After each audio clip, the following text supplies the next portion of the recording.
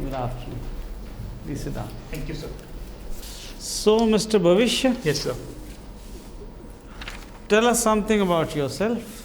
So my name is Bhavishya. I hail from Ajmer in Rajasthan.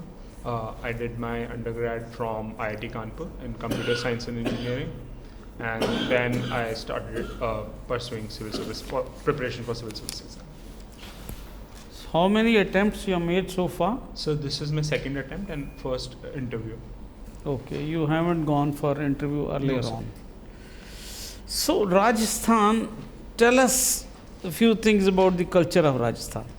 So Rajasthan is famous for its rich cultural and It is famous. I am asking you, tell us few things about it. yes, sir. So first would be in terms of architecture. There are famous monuments. So in Hawa Mahal and Jantar Mantar, Amer Fort in Jaipur. Okay. There are famous UNESCO heritage forts of Chittorgarh in Rajasthan. Then there's tourism potential in western Rajasthan in terms of its deserts, its old Rajputana heritage. You're telling me geography. I am asking about culture. So in terms of culture, old Rajputana heritage, the desert tribes and etc. Okay. And in case of my own district, Ajmer, we have Ajmer Sharif Dargah and Pushkar Temple, which is the only Brahma temple in the world. And apart from that, so Why is there only one Brahma temple in the world? so my understanding is that it's a legend mythology that Lord Brahma was cursed by Lord Shiva that there won't be any temple of him and he won't be prayed. But then due to some mistake, a drop of water fell from his lotus, and that led to formation of Pushkar Lake, and that led to formation of. Achha, okay, tell me other things about Rajasthan's culture. So there's also Rajasthan is also famous for its folk culture. So, for example, the Kalbelia dance, the Manganiyars, and the Gangor. It's apart from that, so those that covers the dynamic music and dance art aspect of it. Now, there's a train, I believe, from Rajasthan which goes to Pakistan. Can you tell me about it? So from Rajasthan to Pakistan. So I'm not aware of the name. You're not aware of it. Yes. Okay. Doesn't matter. Tell me the internal security challenges of India. Of India, sir. Yeah. So in the Western Front, we face a challenge from direct state-sponsored cross-border terrorism from Pakistan, as well as organized crime from the Golden Western Front where? So of India, sir. Western border of India. Where on the western border? So all across, but it's highly accentuated in the Jammu Kashmir. Then organized crime. Just a moment. Yes, sir. In West there's Punjab also. Yes. There's no cross-border terrorism in Punjab. Yes, sir. So I'm coming to it. So from Punjab, there's the issue of cross-border drug trade and arms trade, armed trafficking. So you use the word terrorism. Okay, then? Then organized crime, cross-border arms or weapon or drug or human trafficking. And then combined with the West and East, there's a two-front threat from Pakistan as well as China. Then in the eastern region, there's the issue of fake currency from Nepal. Nepal has also known to host terror camps in past. Then in case of Bangladesh, there's the issue of refugees, especially Rohingya refugees. There's the issue of cattle trade and cattle smuggling. In terms of maritime domain, there's the issue of the rights of fishermen in case of Sri Lanka. Then there's issue of maritime terrorism. 2611 was an example of that. So those would be the top internal security challenges of India. You don't count left-wing extremism as a security challenge? Sir. Yes, sir. Nor insurgency in some states in the northeast? Yes, sir. So northeast. Tell me, in the northeastern states, in which states there is insurgency and by whom? So in Nagaland, there's a insurgency by the Nagaland. They are NSCN that they are demanding a greater Nagaland. NSCN? NSCN, the National Socialist. But we have an agreement with NSCNI. Yes, sir. So we do have an agreement with So them. where is the insurgency then? So on ground, they do have de facto control. So they are trying to run a parallel government. Where else? Where else in the northeast? So I'm not aware of the details, but I think some Manipur is also suffering from insurgency. Manipur where? You have an idea?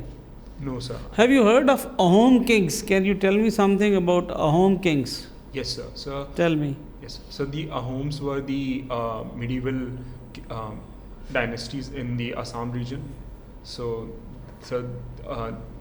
if I am remembering correctly, they came up from north, from Ming China, and they settled in the Assam region. In recent times, they are getting greater historical recognition. But it's a very general statement. How long they ruled? From where had they come? Any idea do you have? So If you don't have, say so. Okay, otherwise, so it's fine. So I'm not aware of the whole duration, but around 13th, 14th century. Tell me now that if you are the DCP of northeastern Delhi where riots took place and you get information on phone that at place X in your area, people are burning buses, throwing petrol bombs, Yes, sir. indulging in all kinds of violence, what action will you take? So first, I'll try to quantify the level of threat in the level How? of instability. How? So I'll use all possible modes of information. So for example, social media, individual phone calls, Okay. etc., etc. Okay. And then I would my next steps would be in proportion to the level of threat that I perceive. So for example, if if there's a high level of threat, then I will use appropriate police to first establish law and order. Then if because it's a religious riot, I'll try to use the podium of the leaders of the religious communities, both Hindus and Muslims. My last question, do you think there is a need to rewrite the history of India? So I would say rewrite would be a strong word, but I definitely feel that in the mainstream history, there are parts which have not been included or not given their appropriate importance. For example, the Cholas of the south or the eastern and western empires. So what does this mean? Does it not mean rewriting? Yes, sir. So, but I would prefer addition rather than rewriting. No, but then some of the people, Yes, some sir. people say that some kings, they have been glorified even though they have committed atrocities. Yes, sir. So if you do that right, then sir. will it be called addition? Yes, sir. So, but so history is already politicized, and it should not. So, when it's used for pedagogical purpose, that it should not. There should not be a purely political motive. But that said, definitely other empires are not given the attention they deserve. Should be given. No, but you avoided this particular thing. Yeah, ma'am. Yes, Bhavishya. Yes, ma'am. Tell me, what is Quad I? Where you Ma'am. employed? Ma'am, Quad is an algorithmic trading firm. It's a high frequency trading firm, and I did my What do they trade in? From which do they do international or just? Yes, ma'am. Ma'am, they trade in all sorts of commodities, currencies, bonds, etc. Okay. So what they do is they are a market maker. So they are a high frequency trading firm. They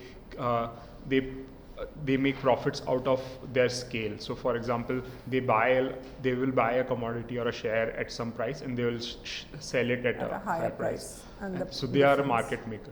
So why are you interested in leaving them and joining the services? Yes, ma'am. Ma'am, there are two major reasons. First is I think there was the foreign services or the diplomacy provides a sense of purpose and meaning which wasn't available in that job. Further, during my last year in college, I developed a strong interest in IR, international relations, and political philosophy, and I discussed these things with ex-ambassadors and diplomats, and after that I decided. I understand. Yes. I see from your DAF that Yes, you were ma'am. involved in Singapore as a research fellow. Yes, ma'am. Huh? What were you researching? Ma'am, the technical details are slightly complex, but the thing was, I worked in the field of AI, artificial intelligence, and our paper was accepted at Okay. AAA. Now tell me, how is it that Singapore has been able, as a small city-state, to become so rich and to become such an entrepreneur for the entire world? Yes, ma'am. What are their benefits? Yes, ma'am. Ma'am, the first would be the leadership of former Prime Minister Lee Kuan Yew. He was a visionary. He accepted. He quickly learned that the free market paradigm and law and order and good governance are the basis of high economic growth. Next point. And second, Singapore is strategically located on Strait of Malacca, so it became a global economic and commercial hub. Third, I think there's a cultural reason too. So Singapore was able to manage its ethnic diversity well, and Okay. Fine, thank you.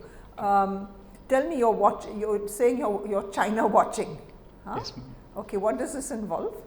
Ma'am, it involves following not just foreign policy but economic, technological, domestic, political developments in China, so that we Domestic. Yes, What ma'am. is the present position of COVID in China?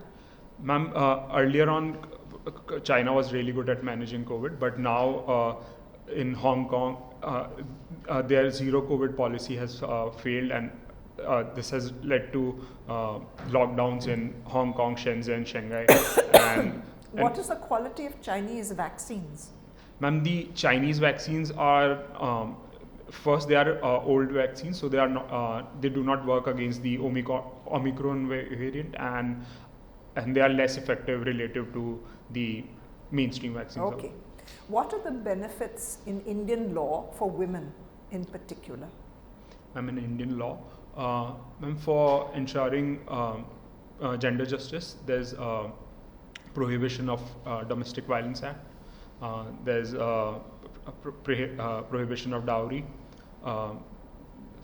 Further, Anything specific for Indian women, which you don't get anywhere else? for Indian women, Anything in the procedure? Sorry, Say you were a ma'am. policeman. Okay. There's some things that you have to remember when a woman is involved in a crime. What were these things that you have to remember? Some certain safeguards which are given? Ma'am, I'm not aware of the exact details, but I would say that women get special treatment during the CRPC. No, that's okay. All right. Do you know the percentage of women in the Indian workforce? Percentage of women, yes, ma'am. So the female labor force participation rate is hovering around 20%, and it has fallen since the COVID pandemic. Okay, fine. Thank you. Thank you, ma'am. Please. Mr. Bhavishya, Yes, sir. the Ukraine war, Yes, sir. some experts say, has become the crucible for a new world order. Yes, sir. Do you agree? So my answer is complicated. So it is definitely a sign of a new emerging world order, but there were already multiple signs which signified that a multipolar, non-Western world order No, is this emerging. is a break from the earlier world order. Yes, That is what is being implied. Yes, sir. But Why do people say that? Why do some people say that? So, because under the previous world order, it became a belief that the territorial integrity and sovereignty cannot be violated. But though there were exceptions that in case of Iraq and Kosovo, US violated their territory. So why were there exceptions? They Because also violated sovereignty. Why is an exception made of Russia? Because the previous world order was dominated by USA from 1990s to present times. So is that not racism? Because America did it, it's okay. Now Russia is doing it, it's not right. So in international relations, realism dominates. What is your view? So my view is definitely a new world order is being shaped now, and multiple emerging powers, China, India. What share. will be India's position? So India's position is quite consistent. We stress on sovereignty, territorial integrity, political independence. We believe in a multipolar world. If China and Pakistan invade Kashmir, Yes. just like the Russians invaded Donbass region, Yes. what is the difference? India supports Russia. At least it's neutral. It's not saying no, this is wrong thing. Yes, sir. So what would be India's position then? So India would consider that as a war of aggression, and it goes against our territorial integrity and sovereignty. So therefore, with respect to Ukraine, it's all right. With respect to Kashmir, it's not all right. But even in case of Ukraine, our UN statement stresses that India, though India is neutral, but India has clearly mentioned that they respect sovereignty and territorial integrity of Ukraine. That's being diplomatic. Everybody knows what India is, where, in which side India is. So, but that allows Indian side to pursue peace through back channels. So would you say India's stance in Ukraine is pragmatic? Yes, sir. It is, Yes, sir. because of Russia. Yes, sir. To protect our interest, mainly defense and energy interest. Okay, Russia, there is also a view of experts that Putin is on its way down. And after the Ukraine debacle, if it happens, then Russia will no longer be the kind of power Yes. that it used to be. So is India backing the wrong horse? So actually, India is practicing its strategic autonomy. So even India is not in any of the camps. So India is working on its positive relationship with US in form of Quad, etc. But for now, we need to back in Russia to ensure our near-term defense and energy needs. Why did Wang Yi come here? So Wang Yi, Ambassador Wang Yi. Has it something to do with the New World Order? So it could be a sign, but the Russia-Ukraine war is a much clearer sign of New World Order. So Ambassador Wang Yi came to resolve the bilateral relationship and ensure that Honorable Prime Minister Modi attends the BRICS summit. That Surely he didn't expect any outcome, yes, sir. isn't it? Then why did he come? So he thought that we could dehyphenate the border issue with the overall bilateral relationship with China. So my final question, is India overplaying the border issue? So my personal opinion is that no, sir. Territorial integrity and ensuring the peace and tranquility at border is a precondition to stable relationship. Thank you. Mr. Bhavishya, Yes, sir. you are a China watcher. Yes, sir. Now, last week, the Indian Foreign Ministry issued a statement saying, we reject the uncalled reference to India by the Chinese Foreign Minister Wang Yi. Yes, sir. What was this reference to which they were Yes, sir. alluding? So Foreign Minister Wang Yi in the OIC made a comment on Jammu and Kashmir, which India rejected as interference in domestic matters.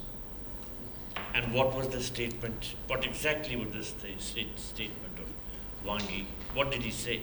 So I'm not aware of the exact statement, but it was So you're a China watcher. So I did follow. Okay, now again you're an America watcher. Yes, but I'm So what was the remark of President Biden which has triggered a controversy that he was trying to call for a regime change in Russia? What was it that President Biden said? Yes. So President Biden said that that President Putin is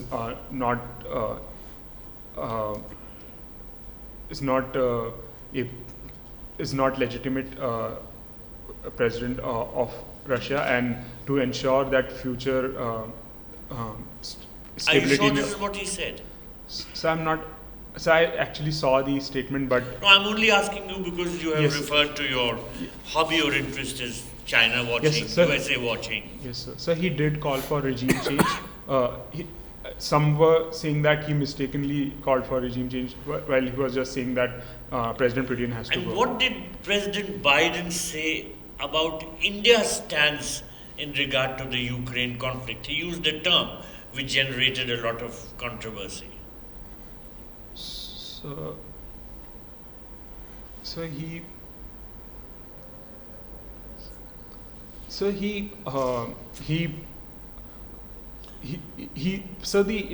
the U.S. ambassador to India stressed that.